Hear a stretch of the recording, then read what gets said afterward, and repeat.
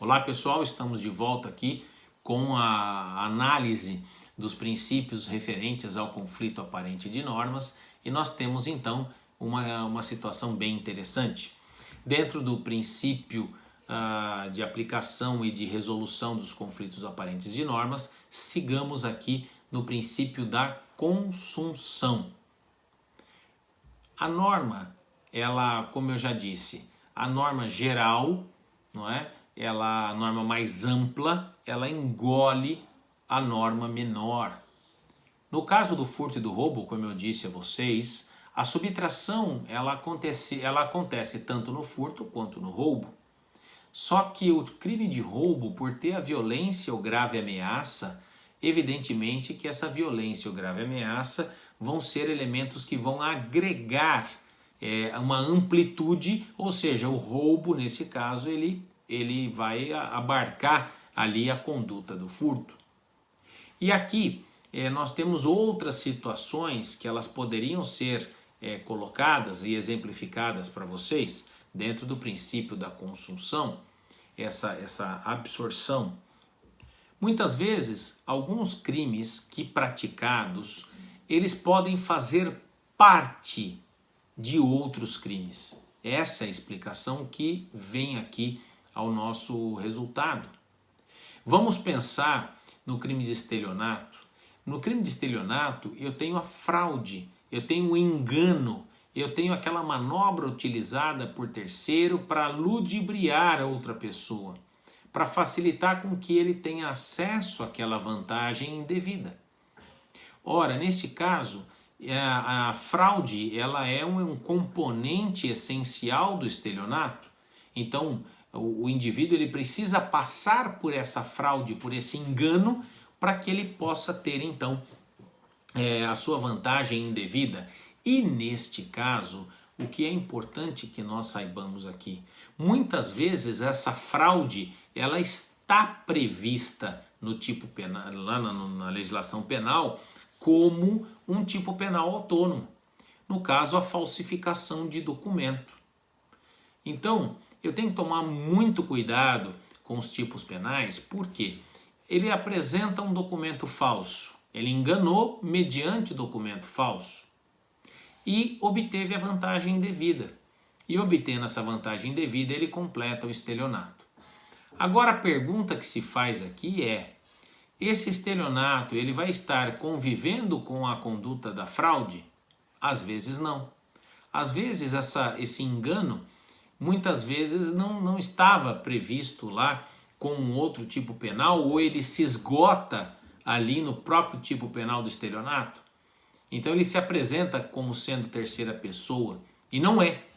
Neste caso, poderia ser uma falsa identidade do 307. Mas, neste caso, a falsidade fica engolida pelo estelionato, que é o 171, que vai dizer que ele enganou mediante fraude. E qual foi a fraude? Ele se fez passar por terceira pessoa. Então, na própria falsa identidade, nós temos as ressalvas. Se não constituir crime mais grave, essa é uma primeira vertente. No caso da falsidade documental, nós temos um outro problema. Porque, às vezes, o documento ele não vai se esgotar naquela fraude, ele vai continuar com aquele documento falso para ele poder fazer outras condutas, e nesse caso não há absorção, são condutas diferentes. Muito bem. Dentre essas questões de princípio da consunção, nós temos duas palavrinhas interessantes. 3, vai. Crime progressivo. Quando eu tenho uma finalidade do agente, por exemplo, matar alguém, ele pode, antes de matar alguém, ele pode ameaçar, pode xingar, pode bater, e aí por fim ele pratica a violência que acaba tirando a vida da vítima. Mas a intenção dele, pelas circunstâncias analisadas, era tirar a vida da vítima. E aí, nesse caso, nós temos então uma circunstância final, um resultado final pretendido e o único pretendido. Então, nesse caso, é um crime progressivo, ou seja, ele passa por ferimentos, lesões, ameaças até chegar no homicídio, tá? Então essa é uma sistemática bem interessante que nós possamos entender. Nós temos a progressão criminosa, que é o fato de o agente querer e desejar os diversos crimes. No caso de violência doméstica, por exemplo, ele pode ter o quê?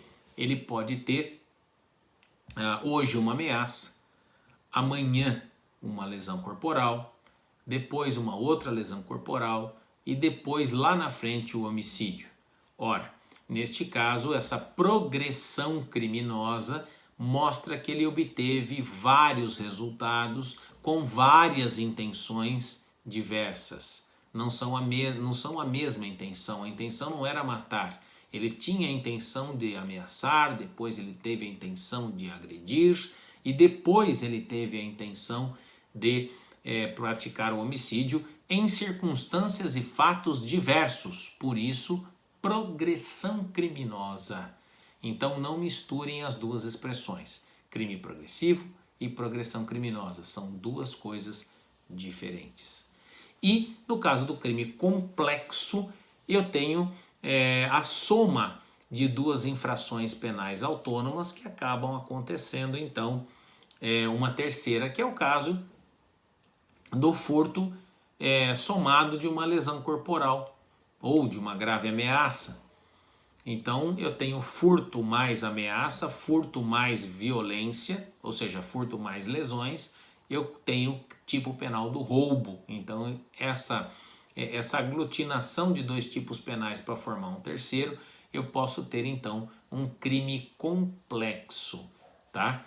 Então não se esqueçam dessa circunstância, a fusão de dois que forma o terceiro. Muito bem, e aqui nós temos o princípio da alternatividade.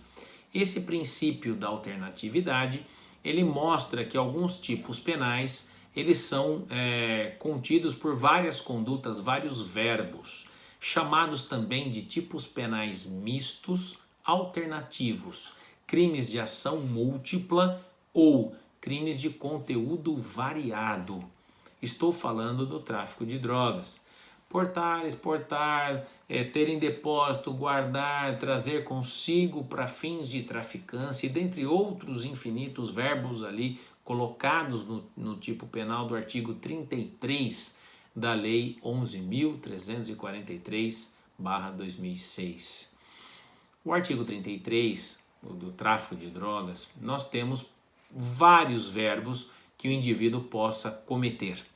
O ter em depósito, o guardar, o vender, o expor à venda, enfim, o entregar. Neste caso, transportar, outro verbo também. Neste caso, o tráfico ele pode ser praticado por diversas condutas. E aqui eu tenho o chamado princípio da alternatividade. E por que esse princípio e por que essa circunstância? Eu posso explicar esse princípio e essa circunstância da seguinte forma. Neste caso, nós temos aqui várias condutas. E eu posso ter as várias condutas sendo praticadas dentro do mesmo contexto fático. O indivíduo foi lá, ele adquiriu do fornecedor a droga, ele transportou a droga, foi até o ponto de tráfico, passou a vender a conduta e tinha mais uma sacolinha que ele guardava, ou seja, eu já tenho aí no mínimo 5 verbos de tráfico. Se esse contexto fático for o mesmo, evidentemente que eu teria uma infração só. Ou seja, ele tinha a sacolinha guardada ali na moita, do lado do pé daquele arbusto, daquela árvore, embaixo da escada ali da entrada do bairro, e ao mesmo tempo que ele estava guardando aquela quantidade ali, ao mesmo tempo ele tinha as porções no bolso ou numa sacolinha ou em algum outro lugar para fazer a comercialização com terceiras pessoas. E aí, nesse caso, ele tem aí duas condutas que vão estar incidindo ao mesmo tempo em um tipo penal. Agora, se eu conseguir constatar que estas condutas estão separadas em termos de momentos fáticos, aí nesse caso, nessa questão toda, nós teríamos então dois tráficos, duas condutas separadas, e poderemos separar sim os fatos. Se eu não conseguir separar, todas essas condutas, esses verbos estarão incidentes no mesmo tipo penal, tá certo? Então é isso que quer dizer o conflito aparente de normas. Um grande abraço para vocês e até mais.